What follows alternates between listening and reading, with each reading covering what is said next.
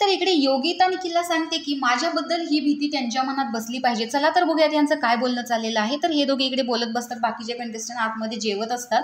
तर इकडे निखिल योगिताला म्हणतो की त्यांनी एक्सपेक्ट सुद्धा केलं नसेल की तू त्या सीटवर बसशील. म्हणजे इकडे कॅप्टन्सी टास्क जो झालेला होता हिरव्या मार्गिकेचा त्याच्याबद्दल इकडे बोलणं चाललेलं आहे. तर 2 धट्टीकट्टी मुलं तिथून मला उठवण्याचा प्रयत्न करत होते, म्हणजे अरबाज आणि वैभव, पण तरी देखील मी जागची हल्ले नाही आणि त्याच वेळेस मला माझ्यातलं पोटेन्शियल कळालं. थोडक्यात ही प्रेक्षकांना देखील जाणवलं असेल की मी कशा प्रकारे हा टास्क खेळले आणि त्याच्यामुळेच आपला घरचा कॅप्टन झाला. तर इकडे निखिल म्हणतो की हो, ते कळणं जास्त रिअलाइज आहे आणि आता ते तुझ्या नादाला नाहीत लागणार. आणि खरं तर नॉमिनेशनमध्ये येणं किंवा वोट आउट होणं या खऱ्या गोष्टी या प्रेक्षकांच्या हातात आहेत. म्हणजे आपल्याला कळतं की अरे चला याला नॉमिनेट केलं ना, हा बाहेर नाही जाणार. आणि घरातली लोक आपल्याला नॉमिनेट करतात कारण घरातल्यांची इच्छा असते की हा स्ट्रॉंग आहे, याला बाहेर काढायचं.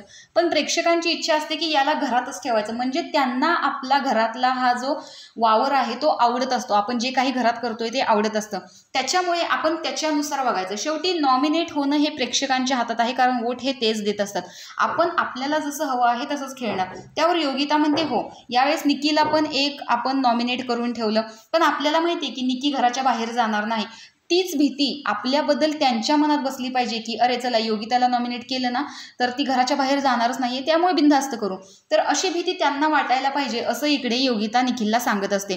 तर बॅग भरायचा जो त्रास आहे म्हणजे ती खरंच खूप दुःखी गोष्ट आहे, कारण 4 दिवसापूर्वी सामान लावलेलं होतं, आता परत सॅटर्डेला बॅग भरायची, ते दुःख तिला झालं पाहिजे असं इकडे योगिता सांगताना दिसते. तर तुम्हाला योगिताचा घरातला वावर कसा वाटला आणि खरंच तिच्यामधलं पोटेन्शियल तुम्हाला जाणवलं का, हे कमेंट बॉक्समध्ये नक्की सांगा. आणि अशाच बिग बॉसच्या अपडेटसाठी आपल्या चॅनलला सबस्क्राईब करा. तोपर्यंत बाय बाय.